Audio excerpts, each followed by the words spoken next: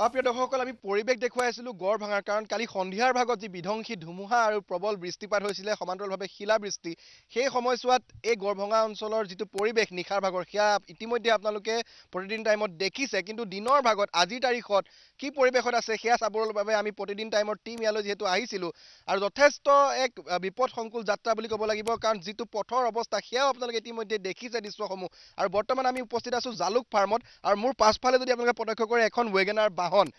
কাৰণ সন্ধিয়াৰ ভাগত যিটো সময়ত সেই বতাহ ধুমুহা আহিছিলে বহু পৰ্যটক প্ৰায় ৩০০ৰো অধিক পৰ্যটক এইটো অঞ্চলত তেওঁলোক আহিছিলে অৱসৰ বিনোদনৰ বাবে কাৰণ দেওবাৰৰ দিন আছিলে গতিকে সকলোৱে পৰিয়ালৰ সৈতে ওলাই আহিছিলে কিছু যান্ত্ৰিকতাৰ পৰা আঁতৰি অৱসৰ বিনোদনৰ বাবে কিন্তু সেই হঠাতে অহা যি ধুমুহা বৰষুণ তাৰ ফলত কিন্তু যিসকল লোক আহিছিলে তেওঁলোকে বহুত বেয়াকৈ ক্ষতিগ্ৰস্ত হৈছিলে আৰু বিশেষকৈ যিসমূহ বাহনৰ ওপৰত এনেকৈ প্ৰকাণ্ড প্ৰকাণ্ড গছৰ কুন্দা আচলতে খহি পৰিছিল আমি যদি দেখুৱাওঁ এই মুহূৰ্তত এই বাহনখন AS01BP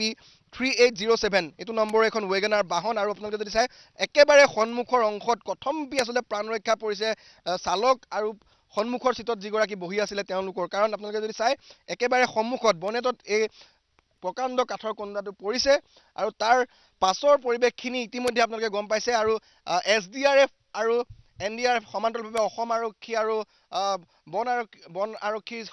সকলোৰে সহায়ত আচলতে তেওঁলোকক ইয়াৰ পৰা উদ্ধাৰ কৰা হৈছে নিশাৰ ভাগতে অসম আৰক্ষী বা বন আৰক্ষী বা SDRF এটা বৃহৎ দল যিহেতু সন্ধিয়াৰ ভাগত ইয়ালৈ আহিছিল আৰু তেওঁলোকে যিসকল লোক ইয়াত আবদ্ধ হৈ আছিলে তেওঁলোকক ইয়াৰ পৰা লৈ গৈছে কিন্তু বৰ্তমানেও আমি যদি চাওঁ পথৰ যিটো অৱস্থা চাৰিওকাষে আপোনালোকে এনেকৈ ডাঙৰ ডাঙৰ গছৰ কুন্দা আপোনালোকে দেখিবলৈ পাব আৰু বিভিন্ন গছৰ ঠালি আপোনালোকে দেখিবলৈ পাব কাৰণ যি ঘূৰণীয়া বতাহ আহিছিলে সেই বতাহৰ ফলত কিন্তু এই পথছোৱা বহু গছে আচলতে আবদ্ধ কৰি পেলাইছিলে আৰু অৱশেষত সন্ধিয়াৰ ভাগত যি SDRF বা NDRF জোৱানসকল আহিছিলে তেওঁলোকৰ সহায়তে এই ৰাস্তা মুকলি কৰা হয় স্থানীয় ৰাইজ আছে আমাৰ সৈতে স্থানীয় এজন লোক আছে বৰ্তমানেও তেওঁ এনেকৈ পথৰ পথত আছিলে যিসমূহ গছ পৰিছিলে সেইসমূহ তেওঁলোকে এতিয়াও চাফা কৰাত তেওঁলোক ব্যস্ত হৈ আছে মই অকণমান জানিব বিচাৰিম কালি যিহেতু সন্ধিয়াৰ সেই ঘটনাটো হৈছিলে ক'ত কেনেকৈ আছিলে আপুনি সেই সময়ত আপুনি এতিয়াও লাগি আছে ৰাস্তা চাফা কৰাত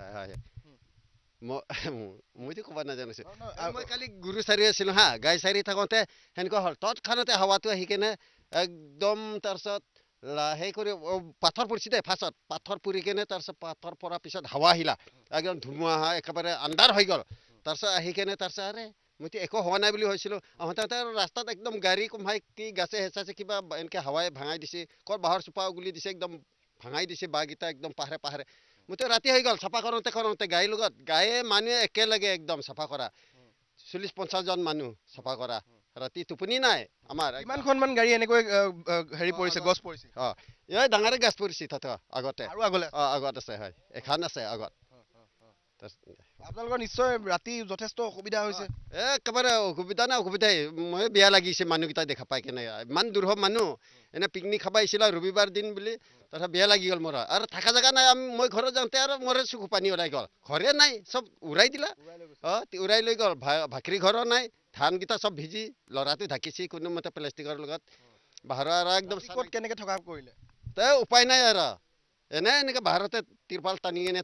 থাকিছোঁ আৰু